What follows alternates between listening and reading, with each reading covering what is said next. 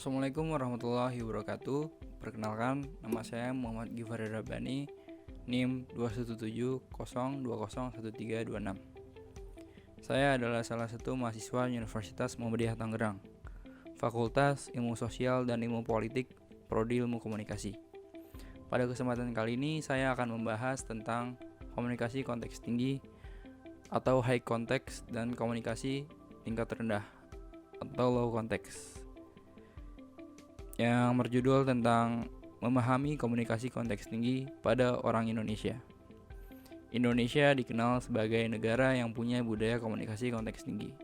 Ini sangat berbeda dengan mayoritas negara barat yang identik dengan komunikasi tingkat rendah. Seperti apa budaya komunikasi konteks tinggi di Indonesia? Mari kita bahas. Salah satu analisis populer tentang perbedaan gaya komunikasi dalam masyarakat dikemukakan oleh Edward T. Hall. Menurut antropologis Amerika Serikat tersebut, budaya dapat diklasifikasikan ke dalam gaya komunikasi konteks tinggi dan gaya komunikasi konteks rendah. Secara sederhana, komunikasi konteks tinggi bisa diartikan sebagai gaya komunikasi yang bersifat ambigu, yang menuntut penerima pesan untuk menafsirkannya sendiri. Sedangkan komunikasi konteks rendah merupakan gaya komunikasi yang bersifat langsung, apa adanya, dan tak berbelit-belit. Orang berbudaya konteks rendah dianggap berbicara berlebihan, mengulang-ulang suatu yang sudah jelas. Sementara itu, orang yang berbudaya konteks tinggi gemar berdiam diri, tidak suka berterus terang, dan cenderung misterius. Contohnya seperti orang Amerika yang berbudaya konteks rendah, menganggap orang yang banyak berbicara sebagai individu yang lebih menarik.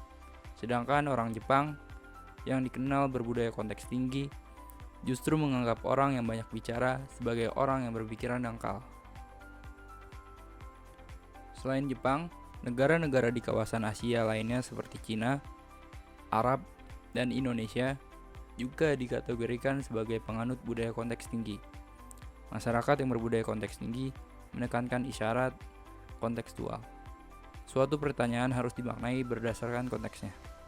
Contoh sederhana dari komunikasi konteks tinggi bisa kita temui di kehidupan sehari-hari masyarakat Indonesia.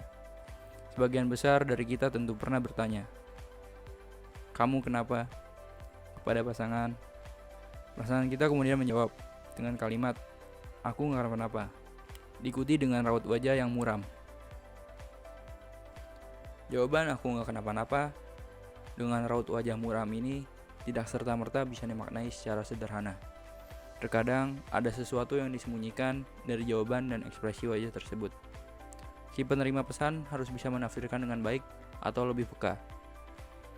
Dalam budaya komunikasi konteks tinggi, ekspresi wajah, tensi, gerakan kecepatan interaksi, dan lokasi interaksi lebih bermakna. Orang dalam budaya konteks tinggi mengharapkan orang lain memahami suasana hati yang tak terucapkan. Masyarakat Indonesia memang sering menggunakan gaya komunikasi konteks tinggi.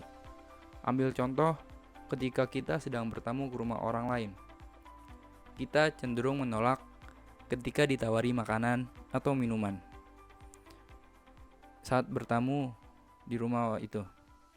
Misalnya dengan mengatakan, "Tidak usah repot-repot," atau "Tadi saya sudah makan." Ungkapan atau jawaban yang disampaikan tersebut hanya sebuah basa-basi belaka. Toh, pada akhirnya kita tetap disuguhi makanan dan minuman oleh si tuan rumah. Meskipun budaya Indonesia bersifat konteks tinggi, derajat konteks tingginya tidak sama antara kelompok etnis yang satu dengan yang lain. Budaya Jawa yang dominan dan sangat kental mewarnai budaya Indonesia jelas sangat konteks tinggi. Begitu pula dengan budaya Sunda. Namun, sebaliknya, budaya Batak adalah budaya yang derajat konteks tingginya cenderung paling rendah. Itu disebabkan oleh karakter orang Batak yang bicara dengan lugas, langsung, dan tanpa basa-basi. Budaya komunikasi konteks tinggi di Indonesia memang cukup kental. Apa yang diucapkan kadang tak berbanding lurus dengan apa yang sebenarnya. Inilah Indonesia dengan segala gaya komunikasi konteks tinggi yang digunakannya. Sekian dari saya. Wassalamualaikum warahmatullahi wabarakatuh.